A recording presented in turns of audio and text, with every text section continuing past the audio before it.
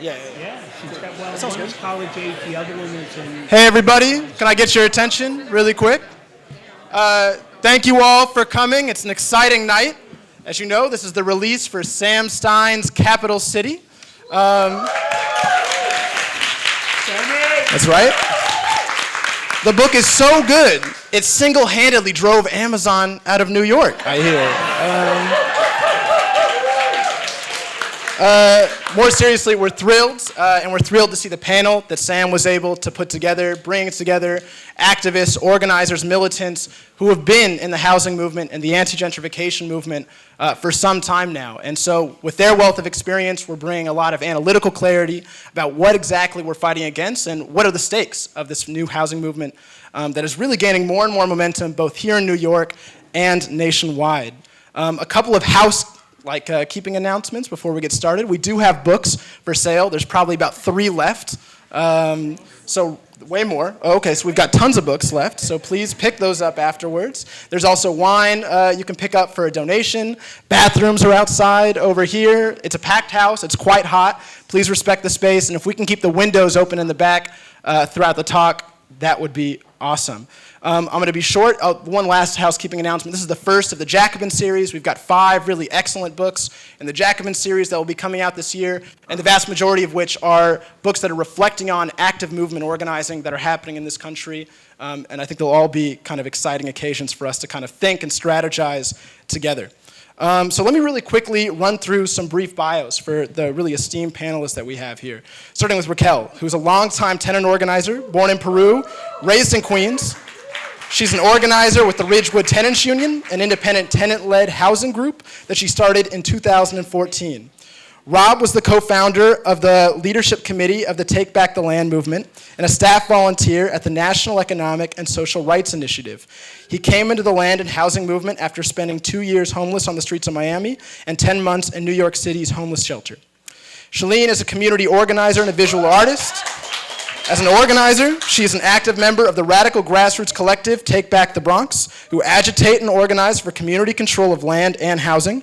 As an artist, her work is a decolonial Baroque practice which utilizes text, drawing, painting, found materials, and sculpture to depict subjects and spaces of contention with subjugation. Esteban is a member of the Crown Heights Tenant Union and serves on a board of Tenants PAC. He lives in Crown Heights with his husband Sean and his dog Chico Chu, right, okay, my bad. Spending his days making life miserable for his landlord, something we all should aspire to, and the developers and the politicians who are trying to empty his neighborhood of working class people of color. And finally, Sam. So Sam studies geography at the Graduate Center at CUNY and teaches urban studies at Hunter College. His writing on planning politics has been published by Jacobin, the Journal of Urban Affairs, Metropolitics, and many other magazines and journals. In addition to studying and teaching urban geography, he worked as a researcher, organizer, and planner on numerous New York City union campaigns, tenant mobilizations, and public policy initiatives. And with that, I'll pass it over to him and the rest of the panel. Thank you.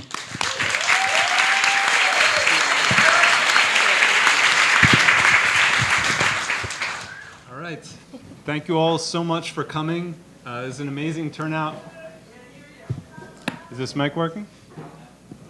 How about now? Hello? Hello? Okay, close. All right. So, I said thank you so much to everybody for coming. This is an amazing turnout. Really means a lot to me. I see a lot of familiar faces and a lot of unfamiliar faces. I'm probably fairly uncomfortable in here for a lot of people. I just appreciate your being here. I could take up this whole time just thanking all the people who made this possible, so I'm not going to do that. But there's just a couple names that I have to mention. First, my partner, Sarah Friedland. Thank you. Sarah!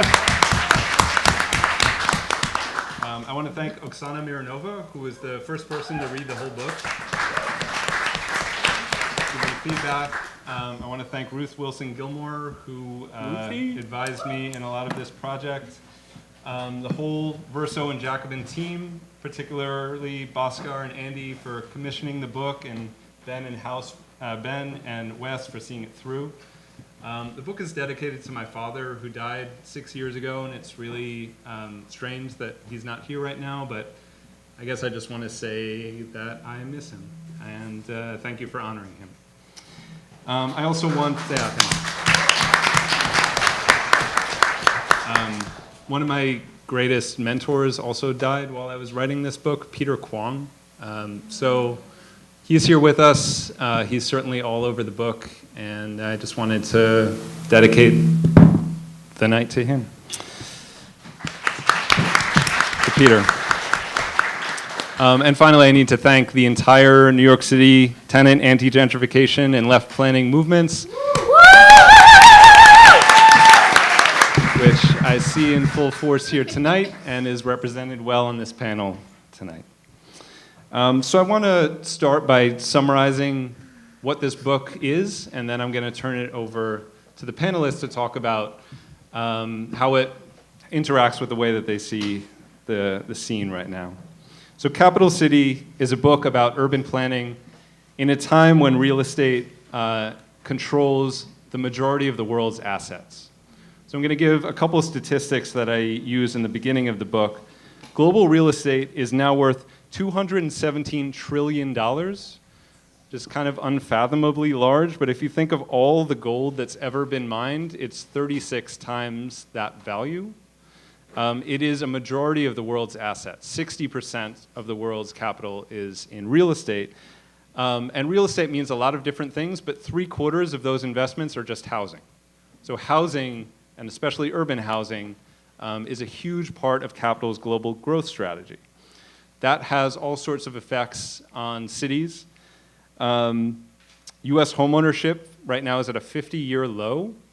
So a couple years ago, a record high of 37% of home sales were to absentee investors.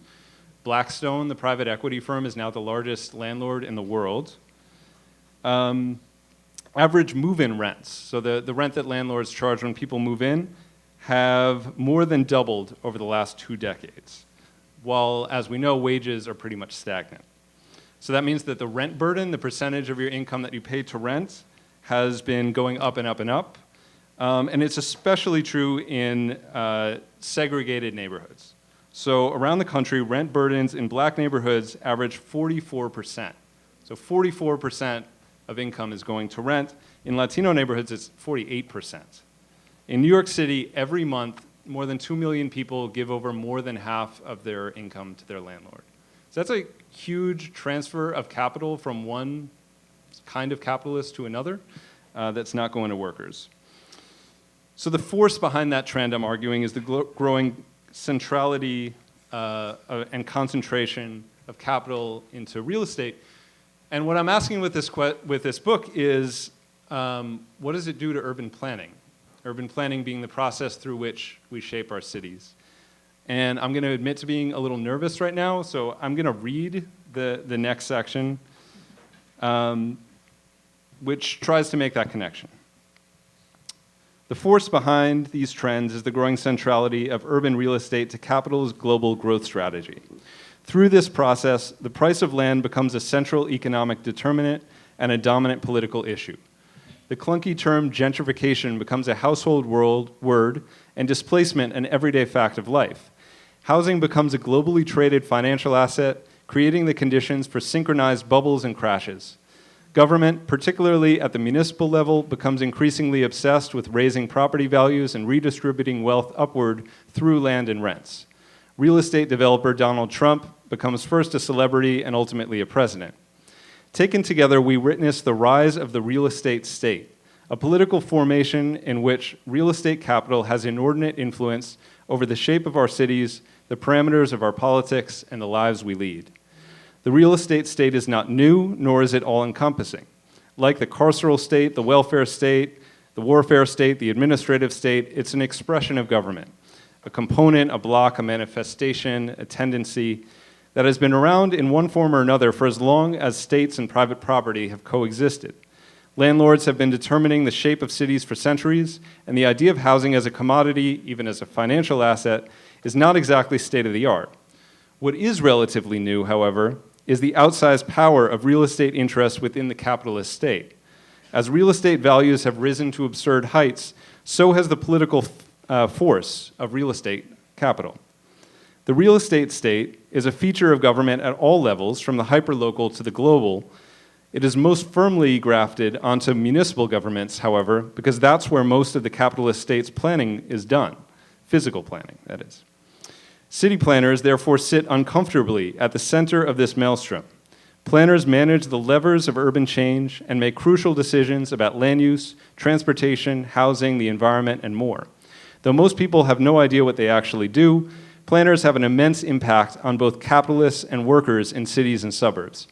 In most places, planners are tasked with the contradictory goals of inflating real estate values while safeguarding residents' best interests. Capitalism never made planning easy. Organized money could always thwart the best laid plans. But today's urban planners face an existential crisis. If the city is an investment strategy, are they just wealth managers? This book is about planners in cities run by real estate. It describes how real estate came to rule and what planners do under these circumstances. Planners provide a window into the practical dynamics of urban change, the way the state both uses and is used by organized capital, and the power of landlords and developers at every level of government. They also possess some of the powers we must deploy if we ever wish to reclaim our cities from real estate capital. Understanding planners is an important way to understand the capitalist state, how it is built, and what it would take to dismantle it.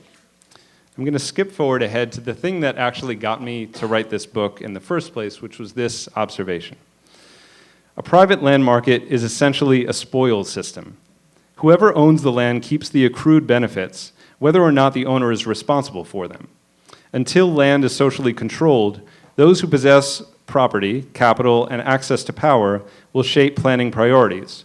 With so much global capital invested into real estate, planners are facing enormous pressure to stoke land markets and enable gentrification. Their charge is to find creative ways to raise property values, either because they are low and landowners want them higher, or because they are already high and city budgets will fail if they start to fall. Any seemingly technical discussions of growth, density, and urban form are always also shaped by this imperative. Planners are not just shills to real estate, though. They can and generally want to make spaces more beautiful, sustainable, efficient, and sociable. But without control over the land, the result of their work is often higher land prices, increased rents, and ultimately displacement. And to skip ahead one more time, I wrote this book for anyone who is frustrated with both the directions their cities are taking and the alternatives planners are offering. I put planners at the center of the story because they are uniquely positioned at the nexus of state, capital, and popular power. On their own, however, planners cannot unwind real estate's grip over our politics. For that, we will need organized people, mass movements to remake our cities from the ground up and gain control over our homes and lives. That's what I'm arguing in the book, that real estate has become inordinately powerful. The state has been reorganized to promote it, and it's going to take organized people to challenge it. The first chapter looks at the history of urban planning and the rise of the profession of planning and how real estate came to take over more and more of a role within it. Second chapter looks at how gentrification works and what planners have to do with it. The third is a case study of New York City in the 21st century, which is really convenient because we had this billionaire technocrat conservative type, and then we had this populist liberal type. And they're different in a lot of ways, but their planning apparatus is remarkably similar. And their approach to land and housing shares quite a bit. The next chapter looks at the history of the Trump family, which is, again, convenient that we have this real estate developer in the White House. And I knew that Trump was a real estate developer. I knew that his father was too. I didn't realize until someone left a comment on one of my Jacobin articles that Trump's father's father was also a real estate speculator. And so then I looked at all three of them, and I realized that their history tracked perfectly with the history I told in the first chapter about the rise and change in urban planning. So the fourth chapter looks at that transformation, really just using the Trumps as an example. They're like loud and obnoxious, but they're not abnormal, except that he's the president. And then the fifth chapter looks at what we can do. It lists a number of policies that would be perfectly legal right now, but we're not doing. And so that means then that we have to have a political movement that could capture them. I talk about the principles that I think could guide that movement and where the current strengths of that movement lie. So with that, I'm going to turn it over to my panel. I want to thank everyone who bought the book and say that if you're interested in reading it not in isolation but in a group, there is a citywide study group being formed right now. Does the organizer want to raise their hand? There's a few of them, right? So, okay, one person right now. So if you see Elliot, talk to him about joining the group. All right. Thank you, everybody. I'm going to pass it over to Esteban.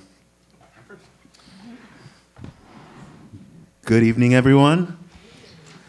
It's a pleasure to be here, and also an honor to be a part of this book launch. I read this book and found so much that I could relate to in the struggle that we've had in Crown Heights. I'm a member of the Crown Heights Tenant Union. Have been since 2014, which was a few months after it was instituted. We are a collection of autonomous tenant associations that originally were organizing by landlord in order to gain more collective power than you would have in one building. That sort of transferred into making landlords leave Crown Heights which is great.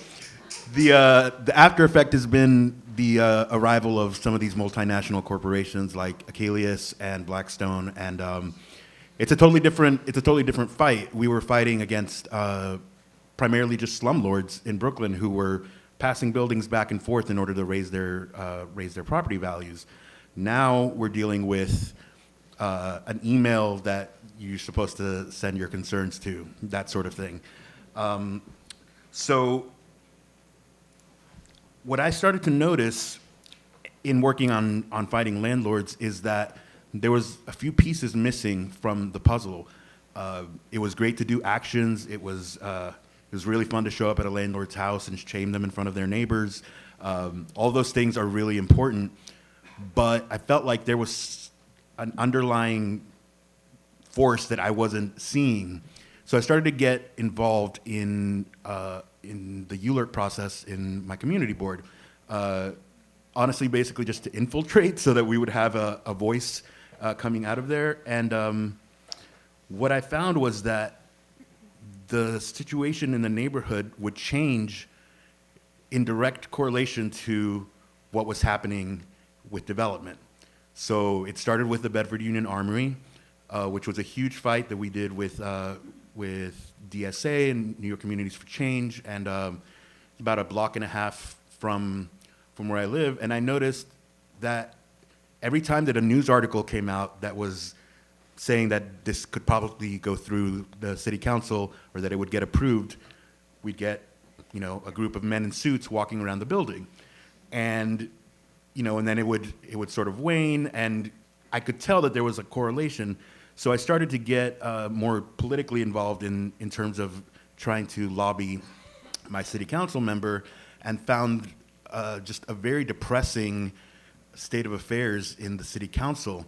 And it was eye-opening, finding out that 51 out of 59 community boards voted against mandatory inclusionary housing, and yet almost unanimously it was passed by the city council. And sort of that led to the idea that the council was not working for us. They were run and bought by real estate, and they were working to advance their interests without paying attention to. I can't even tell you how many unanimous community board no votes have resulted in yes votes when it comes down to an actual land use decision. So all of that has sort of culminated, and you may have seen it in the news lately. There's been 2 major rezonings that are happening next to the Brooklyn Botanical Garden. These are all a block and a half from where I live. A total of, I think, 2,600 units will come up in the next 2.5, 3 years. And maybe, I think like 800 of those would be affordable. maybe 20 of them affordable to people in my neighborhood.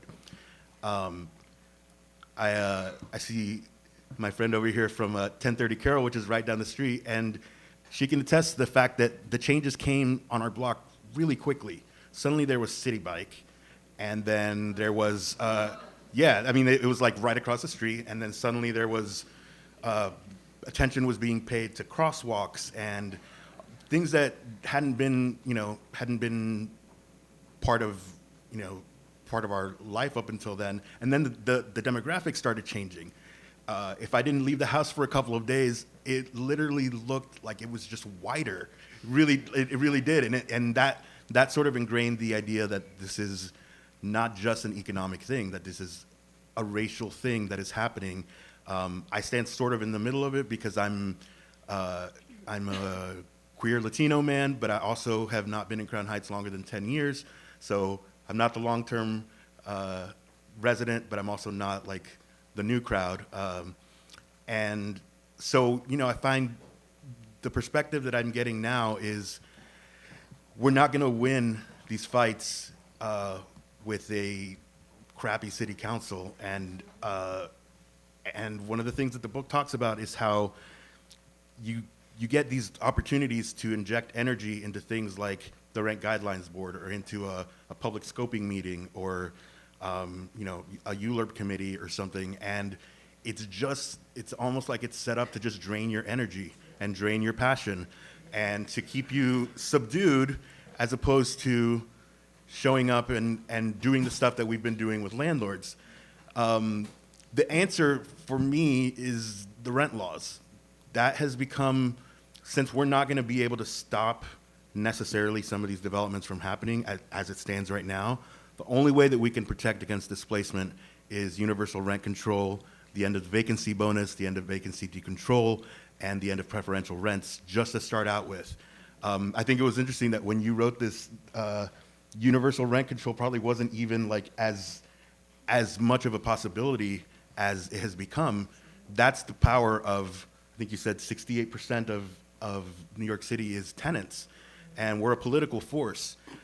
We changed the makeup of the state Senate within the past year in a very targeted way. We have people there now that are our people, that have been activists, that are tenants. My new state senator, Zelner Mai, lives a few blocks down from me. That's a totally different approach to be able to get better rent laws. And I encourage you to seek out these opportunities. You can usually find them through Met Council, through their Facebook page, through the Crown Heights Tenant Union page, R3, Housing Justice for All. These are all coalitions that are going to be working towards improving the rent laws and fighting for universal rent control, hopefully before June. This will affect you directly. A lot of you have preferential rents. This is a way to go directly to your legislators and say, this is going to affect me. And I don't think that that's been the case for a long time, that you can see like a very direct connection to these things. So yeah, that's pretty much my analysis of the book. I think that my favorite ideas here are the idea of shutting down this capital city sort of state by being radical, by doing citywide rent strikes, by stopping the profit machine that the landlords have instituted. That's what it's going to take ultimately to prevent these sort of things from continuing. Our city council is not going to pay attention to us until they have a landlord tapping on their shoulder saying, I don't have my monthly rent coming in, what are you going to do? We have to put them in those positions, and we have to be willing to get arrested. We have to be willing to suffer, being shamed in our communities. For me, getting shamed in my community by a landlord or by a politician is like a badge of honor. So, so yeah, I appreciate the sort of upbeat and sort of trajectory of the book, because it is inspiring to think that there are other people that might want to join in this, and hopefully this will be an outreach tool as well. so that we can work together towards keeping our people in our neighborhoods. So thanks for having me.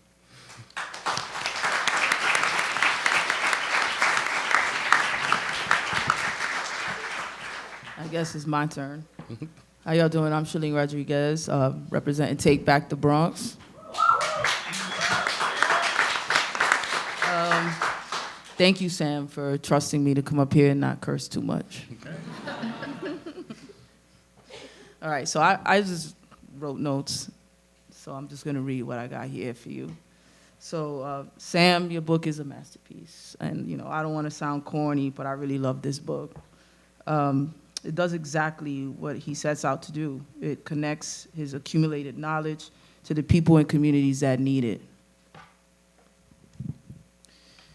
It shows us what has happened in the past, who is responsible for what, and it gives us a strategic entry point through urban planners to agitate for community control of land and housing. Before I jump in, I just want to make visible the kind of solidarity and love Sam has shown. Sam's first chapter functions as a land acknowledgement. He points out the role planners played in superimposing street grids over Lenape land. The only remaining Lenape trail that still exists is Broadway. I didn't know that. He amplifies the life of Seneca Village, which was the largest black settlement in Manhattan and was bulldozed to create Central Park. He breaks down how redlining was systematically used by bankers and governments to starve black and brown people of resources. Sam weaves in this racist and classist histories to show us how they continue to shape the way we are all under the boot of these landowners. He connects his research to folks doing the work on the ground, folks who are here today, like Take Back the Bronx, like all this crew up here, QNU over there in the corner, QAGP in the back, Sunset Park for a Liberated Future. You know what I'm saying? One of the more profound things to come out of the book is the role of the urban planners who navigate the contradiction of spatially organizing the needs of a community with the desire for profit by the landowners. Like Sam says, this book should throw all so-called progressive urban planners into existential crisis. Because the situation that we are currently living leaves urban planners with the realization that their jobs are working for the maintenance, the defense, and the expansion of capitalism. Like Sam says, y'all are bona fide wealth managers. Y'all cannot safeguard residents' best interests while inflating real estate values. Like Sam says, until land is socially controlled, those who possess property, capital, and access to power will shape planning priorities. So how have we, Take Back the Bronx, seen what Sam describes in this book? I got a few points for y'all. All right. So first, Mott Haven section of the Bronx has seen over $80 million in investment by the city. This is in tandem with the building of the Port Morris waterfront towers by developer Keith Rubenstein. This has activated a shitstorm of speculation by other developers, as well as an increase in police violence. $50 million of those dollars go towards the building of a new state-of-the-art police precinct 10 minutes away from the towers. The new 40th precinct goes to a department that operates like a mafia and terrorizes poor black and brown people. Our latest example of this was the unlawful arrest and detention of Jahiva Saavedra, a well-known immigrant rights activist and family member of the Saavedras who owned the Mexican restaurant La Morada. Police reacted to Jahiva recording them, harassing young people, as is her right, because she was doing cop watch. They entered the restaurant, they threatened to destroy it, and then they arrested her. Since this incident, police have been stationed outside her family's restaurant as an intimidation tactic. It's been a month. $30 million of those dollars go to St. Mary's Park, also 10 minutes away from those towers, as part of the Anchor Park initiative. St. Mary's will be completely overhauled. The park and the precinct are loaded with all of the signifiers to attract affluent settlers. a precinct designed by a famous architect who builds avant-garde buildings along the High Line with green space, a community room, and contemporary art commissioned by the city. A new park to go jogging and walk your dogs. This shows us that although the park renovation is something that will benefit the community, it's only activated and prioritized by a developer's needs and planners at the behest of the real estate state, and these planners will move shit around to make sure that it happens. We have also seen what Sam describes with bids. Michael Brady, former director of special projects for SOBRO, which is the South Bronx Economic Development Corporation, who was infamously quoted in the press as telling Bronx landlords in attendance of the Bronx's burning party that, quote, "The minute the shovel goes in the ground, your property value goes up 15%, is now the executive director of the 3rd Avenue bid, across the street from where that new precinct is gonna be. So, you know, how does Sam define a bid? Well, he says, Sam, I'm quoting you a lot. As a he says that a business improvement district is a self-taxing entity run by and for landlords that collude to raise rents, bring in big box stores, and impose security regimes on streets, sidewalks, and public parks. Y'all see how this is working? Okay. We also see Sam's work when we look at the Bronx Democratic machine.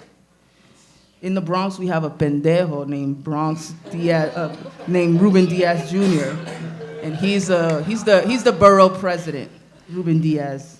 Diaz and his squad, which includes his weird-ass homophobic father, Ruben Diaz Sr., runs a strong political machine bought and paid for by developers. How do we know? Well, Diaz endorsed Rubenstein's waterfront towers, and in turn, Rubenstein hosted a $2,500 a plate fundraiser in his mansion on the Upper East Side. So they in bed together. Not in the way that his daddy would like. Sorry, it was too easy. So Diaz, along with party boss Marcos Crespo, holds a significant amount of control in local politics. So when low-level community board manager Rafael Salamanca was given the councilman seat in a special election in 2016, we knew where his loyalties would be. Salamanca represents the 17th district of the Bronx, which includes the Southern Boulevard corridor. On paper, councilmen are supposed to be who the community can hold accountable and pressure to do our bidding, like you pointed out, right? But Salamanca will not betray the people who gave him his job and who controls his political future.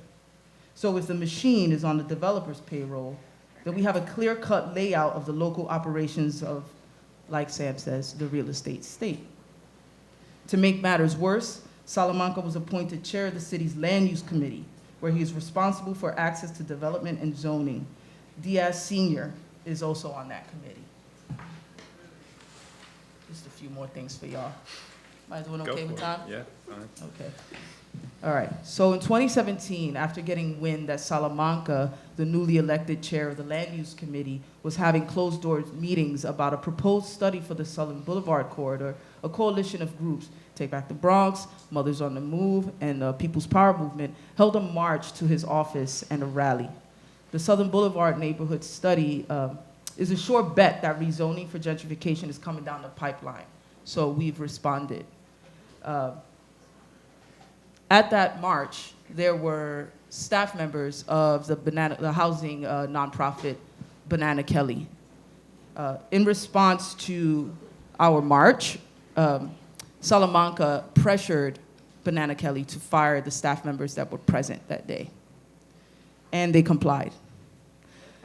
So just a word about housing nonprofit Banana Kelly. They are technically our landlords.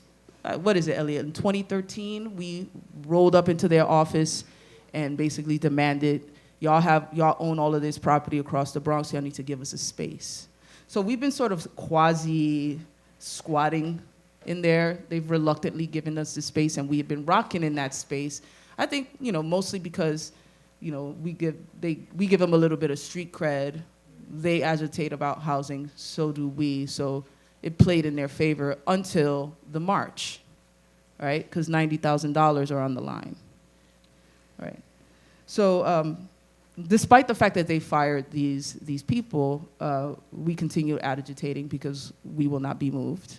Some of the ways that Take Back the Bronx is agitated is, through information bombing. So, talking to folks and putting out flyers that talk about like what this means for you if you think that mixed income is good, if you're in Section 8, just all of the scenarios that we can possibly give to cover the people in the Southern Boulevard corridor.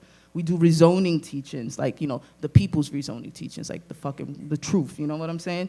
So at churches, we do for carpenters unions, for their picket duty, tenant groups, et cetera, et cetera. We're currently organizing 2 tenant unions in the Southern Boulevard area, and we've been doing consistent disruptions of studies of the visioning studies that they host, the Department of City Planning comes through with their little visioning workshops. We've been consistently disrupting those. So here's the thing. There's a tactical difference from the Jerome Avenue rezoning to the Southern Boulevard. At the Jerome Avenue rezoning, it was town hall style, so you come in a room like this, a bunch of suits stand in the front, they're like, blah, blah, blah, this is good for you, all of your shit is underutilized because we don't really see you, blah, blah, blah, and then y'all get to yell at us, right? This is not how they're doing it now. Now you roll through and it's like fucking carnival. There's like little booths. Step right up and spin the wheel. And they literally have games that you can play. They divided it up in different sections. So like, street and transportation, housing, security, health, blah, blah, blah, blah, blah, right? What it does is it decenters collective power and isolates people, right? So the first time we encountered this, we went from booth to booth and did what we could to agitate, but then we realized that shit wasn't gonna work. So we mic checked. Good old-fashioned mic check, baby. You know what I'm saying? We mic checked, brought the spectacle, and centered ourselves, and then folks started to speak up. Like, oh, actually, I don't trust this shit. Breaking their template a little bit. We've also infiltrated their breakout groups whenever they try to do the Saturday at 9 a.m. visioning workshop. When who the fuck's going to that? So we show up and we infiltrate and then we disrupt. And then the final incident was with Marcos Crespo, the party boss of the Democratic political machine. So we chose that day to just stay outside and talk to people as they were coming in and out, just to have longer conversations with folks on an individual level. And Marcos Crespo showed up. Needless to say, we got into a confrontation, and that confrontation led to a week later, the Bronx Social Center's awning mysteriously disappearing and the doors being locked on us. Now, we got word from someone, because we got ops everywhere, that Salamanca showed up at Banana Kelly with surveillance photos of us going in and out of the Bronx Social Center, saying, we know that you're housing them, get rid of them, basically. And so, Banana Kelly blew in the face saying, no, no, no, this has nothing to do with politics, but we know what it is. So Take Back the Bronx is currently in a fight to get our space back. We're going to strong-arm them until they give us our shit back or not, whatever. You know what I'm saying? But the point of the matter here is that, the power of the real estate state is felt and imposed in all avenues, even by so-called housing nonprofits who on the surface appear to be on the side of the people, but, the real estate state brings them to heel. But Take Back the Bronx will continue to agitate for community control of land and housing, and we out here, son. So that's it. Thank you.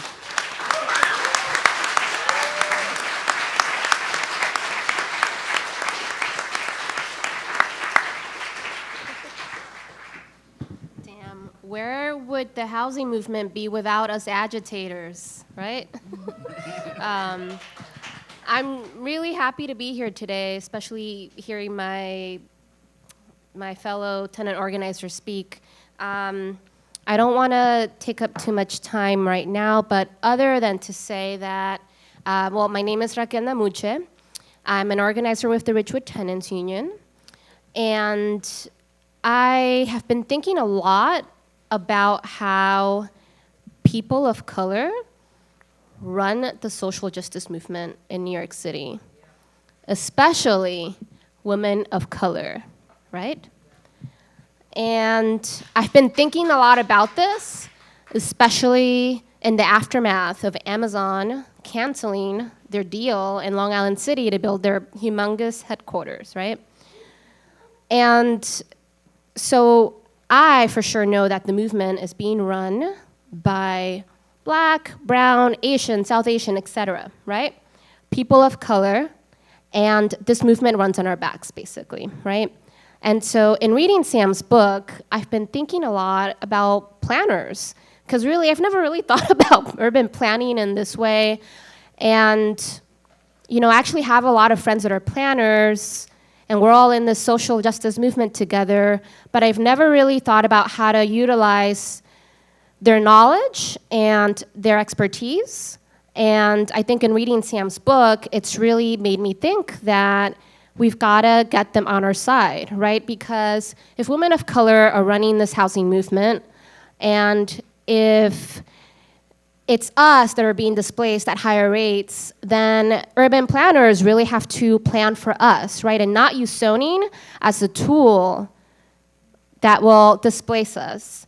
And so I also think we just have to be, like Sam says in his book, we just have to think out of the box a little bit more. So in Richwood, I helped start this group called the Richwood Tenants Union. We started this group in 2014. And it's a tenants union, right? And so tenants who have really maybe never been involved with activism or maybe don't consider themselves radicals, we're having to push folks to think in really deep ways about pushing our politicians, right? In working in the interest of us and not of like developers, right? Predatory landlords and corporate landlords that are coming into Richwood to build high luxury towers.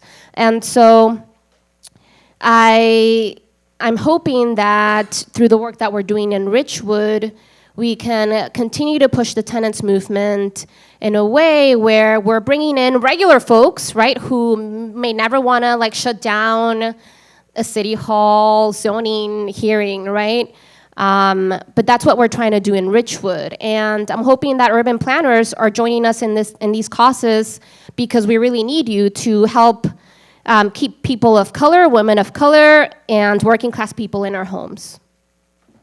Also want to say that, you know, in Richwood has a long history of landlords basically running everything, right? And there's a high landlord bar in our neighborhood. And the Landlords Association basically doubles as the Civics Association, as if landlords can only be the ones civically involved in the neighborhood, right? As if they know what's best. And so in Richwood, the Richwood Tenants Union is the first ever grassroots group that's really building from the bottom up, building a working class movement, a tenant-powered movement to really fight back against predatory landlords. And so I welcome you all to learn more about the work that we're doing by finding us online, but I just wanted to say that in Richwood especially, because the landlord bar is so high, it's really scary to operate in an environment like this, because we are seen as like scary activists, right? When in fact, we're just fighting for our people and for our livelihood, right?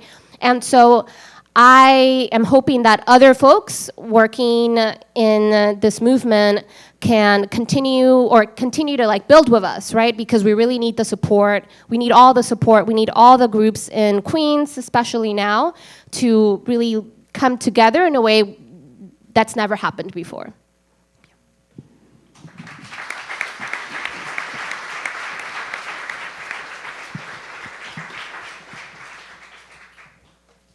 So thank you, everyone, and I appreciate being here and being invited. I'm going to take a little bit of a different approach from the folks who spoke before me. I'm getting a little too old to do a lot of that on-the-ground activism. I can't do that every day, taking over building shit like I used to do. But I'm appreciative of the fact that people are still doing that work and thinking about it in those terms.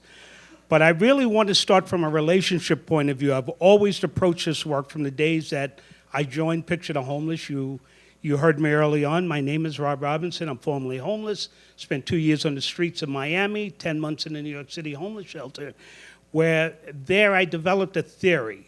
As I saw what was happening to people like myself and other people, I said gentrification leads to displacement, which leads to homelessness, which leads to criminalization. And that was something I started to theorize. I wasn't known as a theorist. I just saw stuff happening to people. And it was important to me that stories be derived from what I was seeing. And I started by sharing my own story. Amy Starcheski is here. If she's an oral historian from Columbia. Amy, if you're here, just raise your hand. But it was people like Amy and some other folks who encouraged me to share my story publicly, right? And it was important to build narratives, right? Early on, you heard Sam talk about home ownership and what it meant. Home ownership doesn't mean that today. That's a narrative that we all absorbed and we all bought into a bill of goods that just doesn't work for many of us.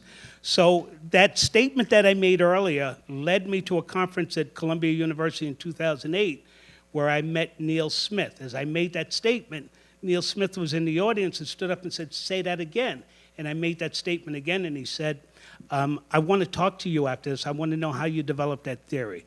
Well, that led to me meeting people like Sam. I got to go up to the grad center, lecture graduate students, PhD students, to my surprise, because Neil said to me, just because you don't have a document, you don't have a piece of paper, doesn't mean my students can't learn from you. They can learn as much from you and your real lived experiences as they can from me and my theoretical applications. So fast forward to today, I've been working with Sam for a number of years. I'm an honorary member of the Center for Place, Culture, and Politics at the Grad Center. And Sam and I think what I'm impressed about this book is, and I'll go back to a little meeting that we had. We were both in a little documentary produced by Norman Lear back in 2016. It's called America Divided, and Sam and I were invited to this little diner in Tribeca where we thought we were going to be just interviewed, and to our surprise, Norman Lear is sitting at the table, and we're sitting there being interviewed. And in that interview process, we started talking about gentrification and some of the displacement and the things that happen. And one of the theories that I've had is displacement, right? But I decided to tell Norman Lear that I thought it was ethnic cleansing, because the result of what I was seeing was neighborhoods were being ethnically cleansed in a way that it was looking to force a certain group of people out. There's a piece in Sam's book where he talks about an organizer from Bed-Stuy talking about, he was originally from Bed-Stuy, then he moved to Brownsville, where he saw the same things. The reason why he moved from Bed-Stuy is because he said he saw gentrification, a wave coming. He was forced out of Bed-Stuy, moved to Brownsville. Now he's saying the same thing. A developer comes in, adds a little door here, and a piece of glass here, and he's calling it a loft, and the rent just increased 500%. Right? But then there's something else that follows. Here comes the Sawgrass Juice Place, right? There's one on Broadway in Brooklyn now. I live in Bed-Stuy, $16 a glass, right? Like, it doesn't make sense. So there are all these effects that come in behind this stuff. And I don't want to belabor these points, but I think the group before me said it very well, what is happening. But I want to follow up on some of the things they said, and I'll start with Esteban, right? He mentioned how our city council is for development. We all know that. Right? And he used the word infiltrate. I'm not one to go into elected office, but we need to change the people that sit in those chairs. And maybe it's somebody else out in this audience, and I'm the one to sit on the outside and agitate to make sure they do the job they're elected to do. But before you bring a system down, you have to infiltrate it to get inside of it, to understand how it was constructed. I think that's important. Thank you. We need to understand who is affected by gentrification. Robert Abrams made a statement in the city in 1968 that said by 1980 this will be a city for the rich. Well, damn if that shit didn't come true, right? You know, and we have to listen to some of those statements and look back on that particular history. Understand our history. There's been a real pushback by social justice groups to do the theoretical part of the work. Everybody likes the practical application, the tactical stuff. I came from that upbringing. I call myself a practitioner of direct action and civil disobedience. But you have to understand how we got here, right? And with that knowledge, I need to knowledge share. We're not traditionally at a place where we want to knowledge share. And I think what Sam's book does is gives us a tool to start to knowledge share, right? This is a tool in my toolbox. It's written in simplified language. It's not written in academic language. So if it's us not reading it, it's because we refuse to understand what is happening around us. So we need to step up and take this tool and understand it. Now, with respect to planners, I'll just say this before I kind of tone it down. There is a change afoot around planners, right? And I'm not going to say every planner. There is a practical planner. There's a progressive planners network. Sam has worked with people like Tom and Gotti. I currently work with Miguel Robles Duran from the New School. There's some of his students here. They are thinking different about development and how to apply this, right? And understanding what has happened before them and how that can change. It's not an easy process to make that change, but it has to be gradual, and we have to knowledge share. You can't walk around with a key fob with a flash drive on your keychain saying, this is my information and I possess it. We need to share amongst each other if we're going to change. I'll go out around the work, a little bit around the world. When you go to places like Brazil, you start to understand that this is not a fight for housing. I always thought it was. From the day I came into this at Picture the Homeless, I thought it was a fight for housing. This is a struggle for land, right? 1% of us own land in this country. 99% of us are asked out, and at the behest of that 1%. That equation has to change. I always use a building on 38th Street and 8th Avenue to show you the value of land in this city. There is a boutique, it's not even a boutique, it's like a Holiday Inn Express.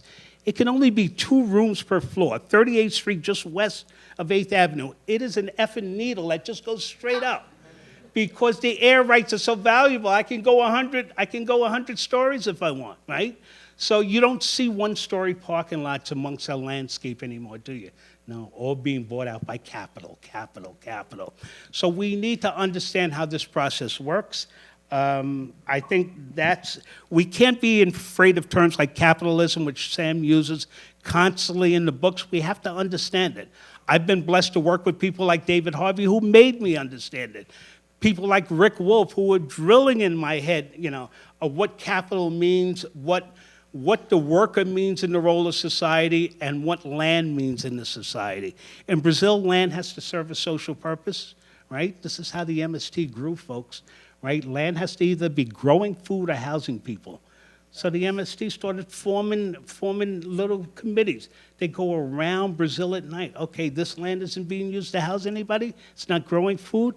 The men would move in there at night, start to plant food. In the morning when daylight comes, they start to build a house. More people come, they start to build community. When I go to work, Raquel watches my children. When I go to work, Raquel watches my children, vice versa. All of a sudden, you're building community. People take the herbs, start to heal the sick. Everything changes, right? Your problems seem to go away. Why? Because you're controlling land. So I want to commend Sam on a dynamite book, a dynamite tool for our toolboxes going forward. I look forward to engagement with the audience. I don't have a lot of comments. A lot of the comments from the book itself was made. Sam sent me the PDF early, and I was excited, and I kept sending him emails. I said, I'm all the way through it, and you can see I got yellow highlight all through here with all of the great comments. It'll be a tool going forward. Sam, I really appreciate the time and energy you put into this. We have been friends for a long time, and sometimes the students will say to me, it's not all worth all the time and effort. Well, it is, right? It is. You gave us a tool for our toolboxes. You gave us a tool for change. So congratulations and all the best to you.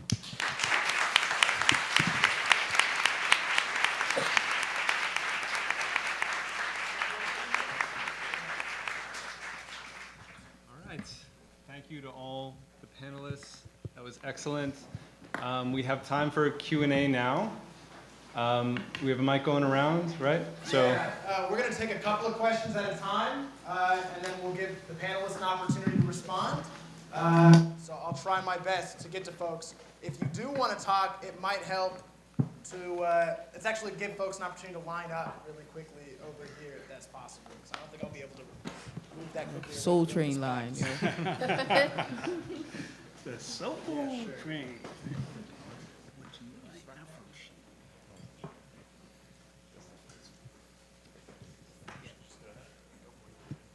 Thanks, everyone. That was really interesting. When you're mentioning looking back, like through hundreds of years of history of real estate speculation, all that, it reminded me of this story from ancient Roman historians that this like ancient Roman gazillionaire Crassus would find apartment buildings in ancient Rome that were on fire and then like buy them right before they were fully burnt down, and then use his private fire brigades to put out the fires and then like rebuild them and sell them at a higher cost. And that seems like a weird like premonition of disaster capitalism like thousands of years back, even though it wasn't a natural disaster. But it seemed like Crassus was doing something right in that he figured out the key moment of like opportunity to do this sort of like urban planning, like a kind of cruel urban planning. But I'm wondering, once we are having more natural disasters, climate change related stuff, like what is the leftist equivalent of what Crassus can do? How can we use what will potentially be a natural disaster aspect coming into this to use that as an opportunity to get rights for working people? I don't know if that makes sense, but yeah. Thanks. Try to keep the question short if that's cool. So I guess I first came to this with Donald Sterling, the racist owner of the LA Clippers. He was able to accumulate enough wealth to buy an NBA team by owning most of the Section 8 housing projects in Compton, Los Angeles. It wasn't NYCHA, it was Section 8. I'm a plumber, and I work for a lot of Section 8 landlords. It's not just NYCHA. When you said earlier from 1968 to 1980, or in 1968 the city would be for the rich and you beg to differ, I would beg to differ.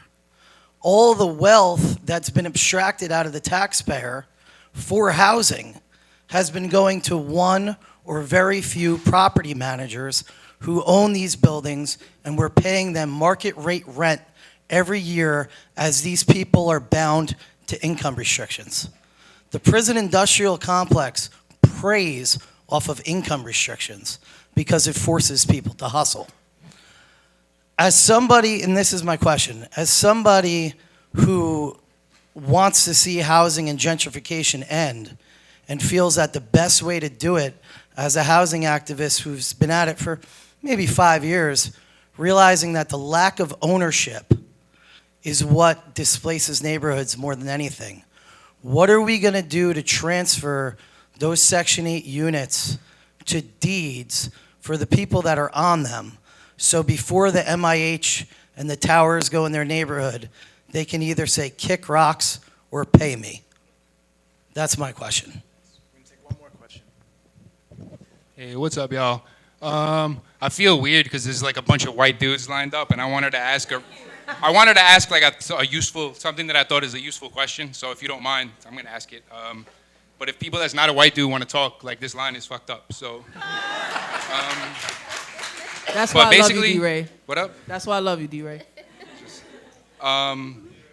So basically, I got a question. If I may direct it specifically towards Sam and Shellyne, if you don't mind. I guess real quick, we're seeing the thing happen in the country now with this new progressive politician coming up, right? And I guess I just wanted to know what y'all thought about that. And like, you know, Sam wrote this piece recently about progressives and what is it progressive? And, you know, because it's important because right now politically, that's like a thing we're dealing with in our organizing. So how do y'all feel about that, basically? Sorry to make it broad, but. Thank you. All right, thanks. Well, I think these are really questions for all of us, so we should feel free to jump in. I'll take a stab at some of it, and then folks can add. I didn't know that history that that the first speaker brought up. That's really interesting. I try to simplify how I understand gentrification in this book to be the third step in a process of investment, disinvestment, and then reinvestment. The third step is gentrification. That's kind of what you're talking about, that there's an investment in the built infrastructure, it's burned down to a certain point, and then you can buy it up cheap and reinvest in it and make a profit. Those are the same dynamics that we're seeing right now. In terms of climate, I'm not sure I have a good answer for that. I think we're all looking for a good answer to that. I'm somewhat stumped by what the real estate developers are thinking exactly, given that real estate tends to be a long-term return on investment in places that don't necessarily have a long-term future. Like the BQX. Like the BQX, right? This a streetcar along a floodplain that will be paid for by increasing real estate development in that area. In the same city where we just gave over a big chunk of eastern Staten Island to go back to nature because we decided that that's the right course. So I just don't understand how it all fits together. I think there might be an opportunity there, but we're all gonna have to think more about it. In terms of the question of the property managers and transferring to Section 8 ownership, it's an interesting idea. I don't think we want to make ownership the sole solution, but I quote extensively toward the end of my book a 5-point platform that New York Not for Sale put together that does actually kind of put forward a how-to for how we might take over some of the buildings. So maybe one of the architects can speak to that. In terms of the progressive thing, it really is a problem because it means nothing. Everyone is a progressive. I wrote in an article a couple years ago, the question is progress for whom toward what? Who is progressing and what are they progressing toward? If you don't have an answer for that question, it's meaningless. If you do have an answer, that's interesting. We can talk about whether that's us or whether that's somebody else. But that's the metric that I'm setting out. Other folks for those questions? I can jump in. I always got too much to say. Anyway. For the first dude, that sounds like the Bronx in the 80s with the fires, you know? And I would say that capitalism is already a disaster, you know? Like, I was at a talk recently where Fred Moten was like laying down some gems. And one of the things that he said that stuck with me, and I just keep telling this shit to everybody who will listen, is like, you know, we're caught in between an unlivable, unsustainable situation and impossibility. Like, we are literally stuck. And so where are you going to invest your energy? If shit is really, if it's a disaster, then, you know, hey, then you got nothing to lose, you know? For the dude that's the plumber, yo, holla at me. One of the buildings that we are organizing at Take Back the Bronx is a Section 8 building. It's a building that I grew up in. It's a building where my grandmother, my aunt, and my sister still live. Section 8 is sharecropping. It's tenant farming, dead ass. If you live in Section 8 housing, you're not allowed to have a savings account. So, for example, you go out to dinner with your friends and people don't have money or whatever, so you pay and they all Venmo you. Your property manager then sees that on your statement, and then they use that as a way to raise your rent. They don't just raise it once, it's just now higher. Not to mention the fact that, you know, you're paying according to income, but the landlord is getting market rate because the feds are paying the rest. You see what I'm saying? So like they are banking. And I also was gonna point to the People's Housing Plan. Yo, shout out to Decolonize this place, yo. I'm just shouting them out because, you know, like 2 years ago, whatever that was, when they were at Artist Space, they gave the basement of the space where they were occupying for anti-gentrification groups from across the city to come together and put that shit together. And, you know, some people showed up, some people didn't. You know, like, it is what it is. But, you know, one of the things that it says on there is point number 3, which I think you was referring to, is, yo, slumlords, transfer all their, like, we need to start, you got tickets, you got, like, outstanding situations, you need to transfer this property over to the tenants. I'll just, you know, Sam is a lot better at it, so I'm going to just say what he said. You know what I'm saying? It's like transfer distressed buildings to tenant ownership, transfer properties using the 7A receivership process or eminent domain, tenant ownership in the form of cooperatives, mutual housing associations, or community land trusts. So That's your words. That's not me. I don't think I was there that day. But and then, you know, for D-Ray's question, yeah, you know, like, I just think that, like, we keep splitting these hairs. This progressive language is kind of funny. It's funny, you know, and I think that what ends up happening is people get divided on really small things, you know. So now we're coming up on this election, and then, you know, how many kinds of progressives can there be in one fucking room? You know what I'm saying? Like, just to stay focused. You know what I'm saying? Like, watch the bells and whistles. Also, yeah, just in terms of progressives, I feel like, I mean, first of all, I don't really like politicians at all. But unfortunately, they are the policymakers. They are the ones who enact laws. And so in Queens, I mean, I feel like in every borough, right, we have long established Democrats who really aren't working in our interest whatsoever. And in Richwood, this is a huge problem, right? And so I feel like, yes, progressives talk a lot of talk, but the folks that are right at the center that don't want to move at all to the left whatsoever, we still have to push those people. Because they have to understand, just because they've been in power for, like, let's say 35 years, like our local assembly member has, it doesn't mean that because she's been in office for so long that she's doing anything right, right? And so we have to, get these folks to understand that they work for us, we elect them, and we can oust them if we wanted to. Yeah. So I'm going to follow that up with a question to you, Raquel. How do we do it? Because I said before also, we need to get new people elected into office. We need to get people from amongst this group. The question to me is, how do we do it? I push away the progressive bullshit also. Who is going to go in and make the change that the people want to see? So that means that the conversations have to happen in small little groups to build to something. And I'm not so sure that that is happening, and I think that's part of the process, or part of the problem. I do think we've seen tenants take over buildings, right?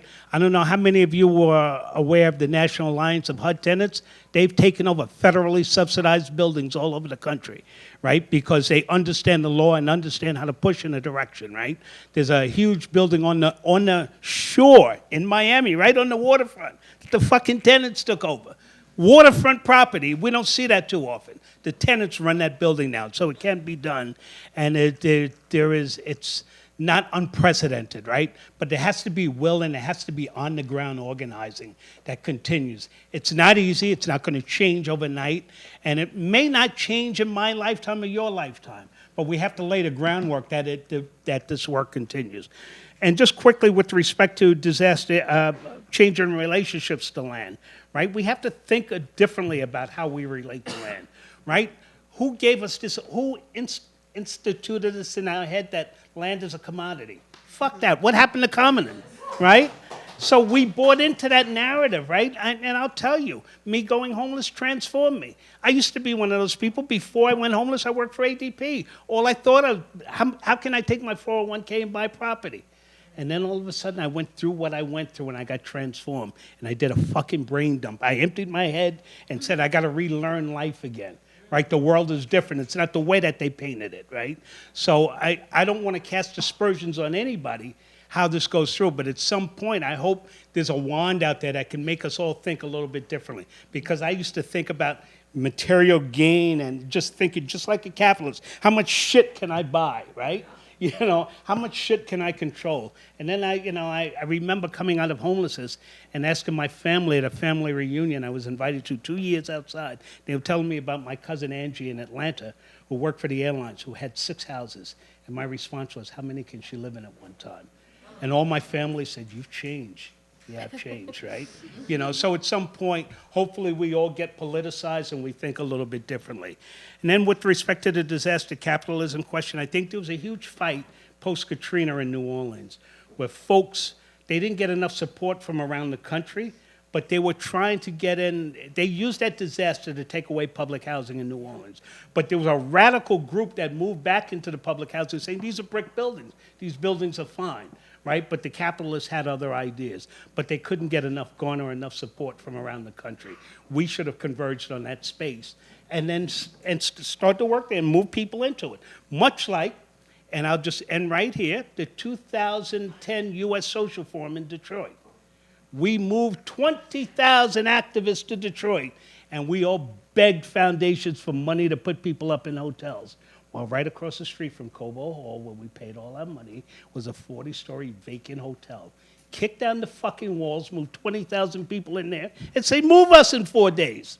I don't think you can do it. So I'm asking, where's the will of the people, right? At some point, we got to rise up, right?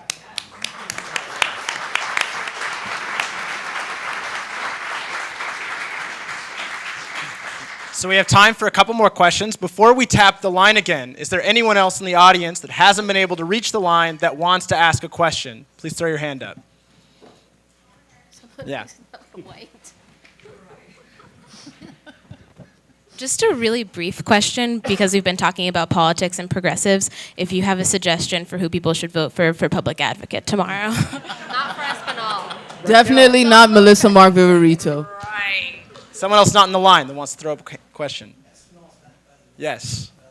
Yep, don't vote for him. I've never wanted to not vote more. Yeah, seriously. I've never had not wanting to I'd vote. like to know, can community land trusts be used to help in the gentrification? I think that's very, very important. Rob, Raquel, y'all know what it is. Can we use that as a tool in this gentrification and displacement? Yeah, on that, zoning right now is a capitalist tool of planning. So what can replace it? And how do we plan for that planning? Thanks. So my question actually, excuse me, kind of relates to that, which was, what is the role of planning? You know, I think planning's in the subtitle of your book, and you mentioned at the beginning, and then you never came back to it. So if I were to be thinking about this stuff by thinking about the private power of owners and developers and movements and interest groups and bureaucracies and elected officials, what would I be missing? Because I wasn't also thinking about planners. Great question. CLTs. I think there might be people on this panel who know more than I do about it, but I think it's a big part of the solution. And I mean, the big problem is not like, does the model work? It's how do you get the land to do it. It seems like the most promising answer to that has to do with getting rid of the tax lien system and replacing it with a scatter site community land trust. I believe in that model, but I don't think it's the end. I think it's one way in, but I'll leave that to others to talk more about. Zoning is a capitalist tool, but I actually don't think we need to replace it. I think we need to replace the private ownership of land. I think zoning, there's a lot about zoning in this book. But it has been overemphasized. It's overemphasized because the nature of the problem inflates zoning as a solution, when it really shouldn't be. We have a federal government that isn't investing in public housing. We have a state government that's restricted our rent regulations. What does the city have left? It has land use and zoning. That's it. So we use zoning for everything. We use zoning to increase the value of land to bring in investment, and then we try to turn that around and make the city more affordable. So we make the city more expensive to make it cheaper. And we use zoning I don't even think like the people I consider enemies think that that's the best way to do what they want to do. I think it's what the tool that they have at hand. So fighting zoning is really important, and it's probably what I do with most of my life, but I don't want to keep on doing that, really. Like, that's not what the fight is about. It's the tool that's being used to attack us right now. So I don't think we need to replace zoning necessarily. We need to change the relationship to land, and then we can think about what kind of density we might want. That gets into the role of planning. So the spatial dimension is missing. When Tom, you asked what's missing when we talk about the politicians and the investors and the tenants, who's deciding where anything goes? Who's deciding the intensity of development in different places that will then channel that investment away from or towards certain places? Who's the ones who channel out where that tax money goes to? All these things are about planning. And we have a capitalist system that insists ideologically that it doesn't need to be planned, that the market will do it. That has never been the case. But the interesting thing is that capitalists tend to argue with each other about what kind of planning they want. Right? So industrial capitalists want a very different kind of planning than real estate capitalists. But as the city has been deindustrialized, that creates an inflated role for the real estate capitalists to dominate the planning conversation. So that has led to this, creation of the real estate state that I'm talking about. You're right. I mean, this was a conversation about housing, but that's a big part of the book. But the book takes on a lot more about planning. So, who else wants to take any of those questions? I just, so going back to Deborah, your question about CLTs, I mean, you obviously know, because you worked right on in this campaign. So Picture the Homeless, which Rob and I have both been connected to in the past, has a campaign to basically create a community land trust in East Harlem. And it's been successful in basically making the city understand that using CLTs as a housing model can be viable. And so in East Harlem, what PTH was doing is organizing in these buildings that were owned by the city and run by the city, that were under a program called TIL, the Tenant Interim Lease Program, which is a program in the 70s that the city created in buildings that were really out of shape, and basically tenants took charge and rehabilitated their own buildings, and then the city turned around and said, well, if you continue to rehab your buildings through sweat equity and other means, then you'll be able to purchase your own apartments, your own units. And so this program has been severely lacked funding for many decades and isn't working. And so basically PTH has been trying to convince and has been doing a really great job at convincing HPD, the city, that we can actually think out of the box, right, and use CLTs as a way to create real affordable housing for people that need it. And so I think we need to continue to use this model, not just in East Harlem, but in other places. And I know that Nicely, which is a coalition that formed to really further this model, has been working in other parts of the city to get CLTs a thing that's trending. Yeah. I will just add quickly that I think there are some challenges to that model. I'm a big believer in it, but with real estate prices the way they are right now and the value of land, it's going to be difficult to get a landowner to say, here, you can have this, right? And I don't care if it's a sliver. They just ain't giving shit up, right? Let's be real about that. We do have to change that relationship now. I don't know if the community land trust is the model or the only model. I would argue right now that we hang our hat on a model that's been around, that's almost 30 years old, Cooper Square, right? We hang our hat on that one and say, well, we've done it before. Conditions are different, much like Sam addressed the housing movement is different and home ownership is different now. So we really need to put our heads together and collectively think about what that different relationship to land looks like. While I promoted as a member of the leadership committee of Take Back the Land, the community land trust model, I don't know if it's the only one, and I don't know if it's the right one for New York City, right? So I think that's something that we have to engage in as a community.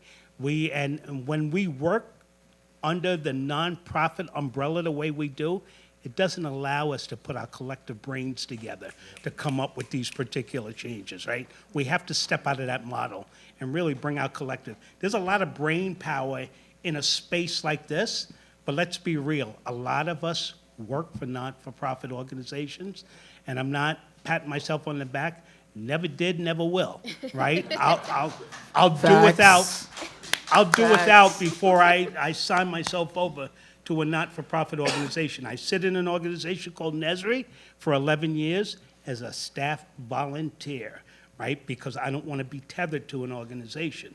I want to be able to think outside of the box. I want to be able to act outside of the box. We as a community need to move in this direction if we're going to make the change that we want to see. I'll just say one thing towards that zoning thing, because that's a question that I have, not so much can we replace zoning, but what's up with the ULERT process, right? So at Take Back the Bronx, like we've had this conversation before, and one of the things that we did in one of our visioning workshop actions is have the conversation about the right of refusal, right? We asked tenants and people in the neighborhood to go inside and tell them, can we refuse this if we want to? Can we refuse what's being offered in the ULURP process if we want to? And the answer is no. They're going to tell us no. You know what I'm saying? Like, this is like a fast-moving conveyor belt. And, you know, you could be like, well, hell no, we won't go, whatever the hell you want to say. But the truth of the matter is that process is moving along. And so, like, can we reject the ULURP process? Is that a campaign that can happen? Does that even make sense? I'm looking over at Sam right now. Like, you know what I'm saying? Like, is that something that we can say? Like, the ULURP process is a sham. We no longer believe in it. Throw that shit out. We want something new. We want, you know, right of refusal. We should make that happen. We can, right? Like, so development starts at the community board level, right? Who are the members of the community board? How many are elected? How many are appointed? The decision makers are the ones that are appointed, and if They're often the property owners. well, that's what I'm saying. So if you appointed me, I have your interest in mind rather than the community. So again, maybe not me, others, we need to hold those seats. We need to get our asses in those seats. We need to change that whole electoral politics system, right? Because that's where it starts. Right, but like the community boards don't have any real power. But they do have the power to make the first decision. We saw that in Prospect Park when Alicia Boyd blew up Community Board 9, right? If this is where it starts, when you don't have a fucking community board for a year, you can't do shit, right? But she understood the process, right? True. So once you understand the process, now we have to actively get our people in place. So that process needs to change right there. It needs to be elected by the people, not appointed by the power brokers. Yeah, I agree with that. Yeah. So Community Board 9 is my community board, just so you guys know, and I collude with Alicia Boyd on a lot of issues. The thing that's been interesting is that we have, like I was saying, infiltrated. We have essentially we're getting unanimous no's from committee and from the community board on all of these things, and Lori Cumbo's just straight up ignoring us, like as she can. You know, she's not representing the interest of even the people that she appointed. By the way, you can serve on a committee and a community board without having to be on the community board. It's great. Yeah, you can be on the ULURP committee without being in the community board and having to deal with all that bullshit. So what we've seen is this fight that sort of tore apart the possibility of a neighborhood rezoning, which was being sold to the community board as a way to preserve, you know, the blocks of Crown Heights and Prospect Lefferts Gardens that were low-rise. And nobody believed MTOP or Equality for Flatbush or Crown Heights Tenant Union when we said that it was going to look like downtown Brooklyn in a matter of years. They figured out how to do it.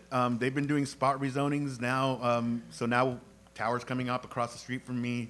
The largest ever development in Crown Heights is going to be coming up in, well, supposedly coming up where there used to be a spice factory. It's going to be 1,600 units. This is where I think that there has to be some level of enforcement for what the community board. Otherwise, it just feels like it was such a waste of time to be there and to put all this energy into it and then to have somebody completely ignore it. And the whole council does that. This is why I don't advocate for the repeal of the Erdstat law, because my God, if we gave the city council the opportunity to hold the rent laws, it would be disastrous. Right. So as it is, we have to find a way to change that dynamic in the city council. That is, when you think about the power that comes down to one person's discretion to put up thousands of units in a matter of a couple of years, one person gets to make that decision. And that's dangerous, and there needs to be some fail-safe that keeps us from having to do that, because we've been able to put off the larger rezoning. But it's still, city planning didn't want to deal with Alicia, so that, they kind of like stepped back, and she had to use a scorched earth tactic, which is basically just like plow through it and don't agree to anything. Right. But honestly, like there's no rezoning that is MIH based that's not going to cause displacement right now. Absolutely You have not. to reject it. That doesn't mean that we're against all development. If you wanted to develop public housing across the street from me, like I'm going to lose my view of the botanical garden anyway. That's great, but not right now. Not until this mayor is gone and somebody else has come in and we've been able to get rid of this MIH standard, because it's terrible. It's terrible. It has it's going to continue to displace communities. And by the way, on the question of the public advocate, just go back and look at the city council votes and who voted for and who voted against, and maybe that's a good way to get an idea of. Yeah. I mean, it's funny because you were talking about progressives and an election, and I wasn't sure if you were talking about president or public advocate. And then on the question of community land trust, there's a lot of potential pitfalls in that model, primarily in the fact that it's ultimately run by a nonprofit, which just, again, like Rob was saying, like we're not a nonprofit in the Crown Heights Tenant Union. We're volunteers. It allows us to not give a shit about what we say and what we do and what we put on Facebook. Nobody has control over us. Nobody gives us grants. They try. I mean, politicians will try to get us to stop doing something, and we just don't have any reason to not do exactly what we want to do. The problem with all of the the three sort of major models, which is community land trust, mutual housing, and wait, what was the third one? Oh, co-ops. Co-ops, you can sell eventually. So that model can be strengthened at some point, I think, and to prevent, to make sure that they can be owned by the cooperative for, in perpetuity. Mutual housing is great in terms of tenant governance, but it also maintains the actual value of the land within the hands of a private landlord. So we just have to come up with something else. I mean, there's ways to steer the community land trust model into a public housing model. And that can, like we did the math on that with the Armory. I don't know if you guys knew, but the Armory is 100% public land that was given to a private developer. We showed them that we could do it with union labor, that we could have all these different incomes represented, that it could be run, not even run through NYCHA, but actual public housing that was community run, and they just didn't want to do it. This was before HPD sort of like started dipping their toe in the community land trust model. But all of those models have potential pitfalls, and I think the exciting thing about having this sort of all these minds together that are thinking along the same lines is that we'll come up with something better. The key thing for me as a tenant is like I don't want to have to answer to anyone but me in terms of like where I live. Like I want to be my own boss. My neighbors are going to be equal in stature to me, and I feel like we have to own the land that we live on, not necessarily in a cooperative sense, but like literally the land that we live on. I don't know how that happens, but I think that exploring the community land trust model is probably the closest way to get to that. Again, under a nonprofit, you're running the risk of everyone that gives you grants coming in and saying you need to do this and you need to do this, or if a politician gives you discretionary funding, you have to do what they say to do, or else you're going to lose all your staff. You can't do that. You gotta organize from the ground up in your community, in your building. Do it as a volunteer. Staff is nice, but nobody's going to be more interested and more grounded in their community than the people that actually live there.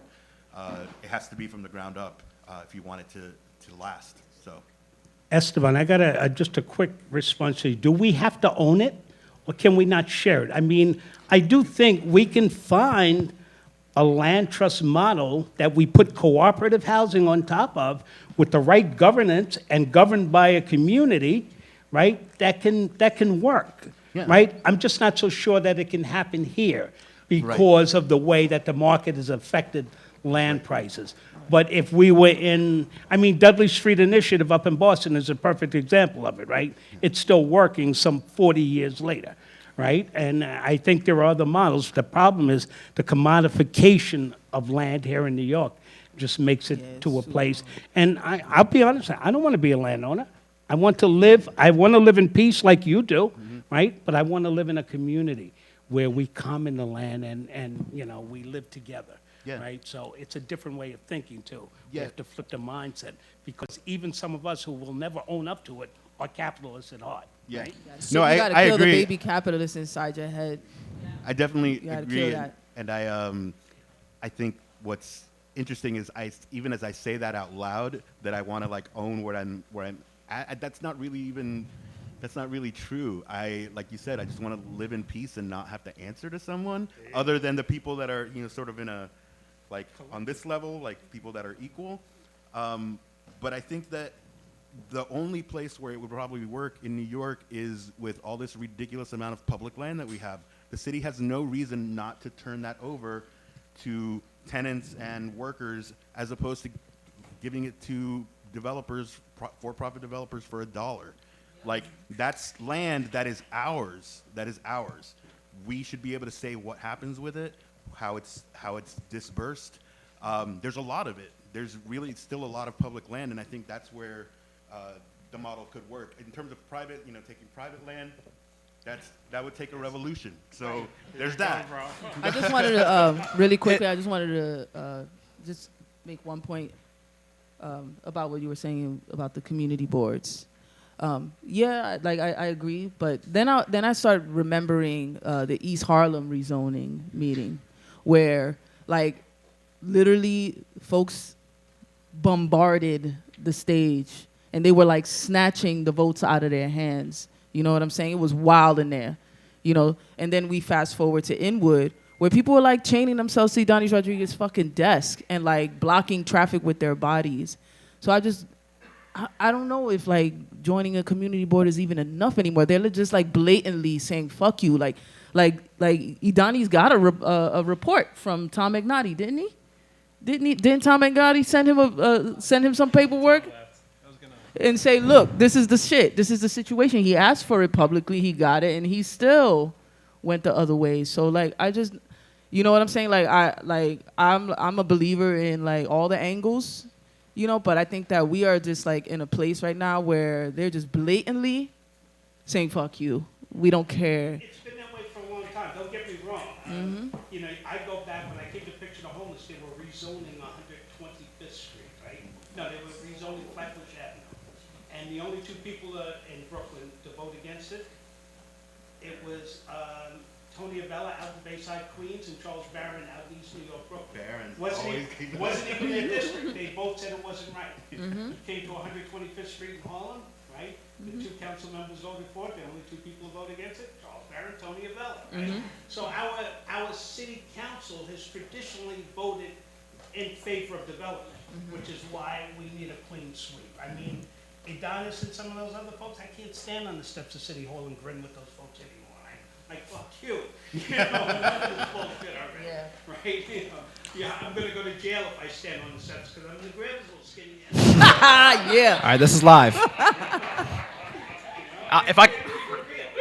If I could hop in really quick, there's a lot of important strategic debates that we have to have, both later tonight in the room and in other forums, but it's getting late, so for the sake of getting an opportunity for everyone to be involved in the conversation later, I want to kick it back to Sam for any kind of closing thoughts you might have, and then at that point we can adjourn, give people an opportunity to get a book. Sam, you gonna choke anybody, Sam? Yeah. Bring us back, Sam. Get your hands off his neck. Well, all right, so I'll just say thank you again to everybody on the panel for your thoughts. Thank you to everybody for coming. We were just having this conversation about like community boards and participatory planning, and I thought maybe I'd give the last word to Francis Fox Piven, who wrote this brilliant piece in 1970 called "Whom Does the Advocate Planner Serve?" Involving local groups in elaborate planning procedures is to guide them into a narrowly circumscribed form of political action and precisely that form for which they are least equipped.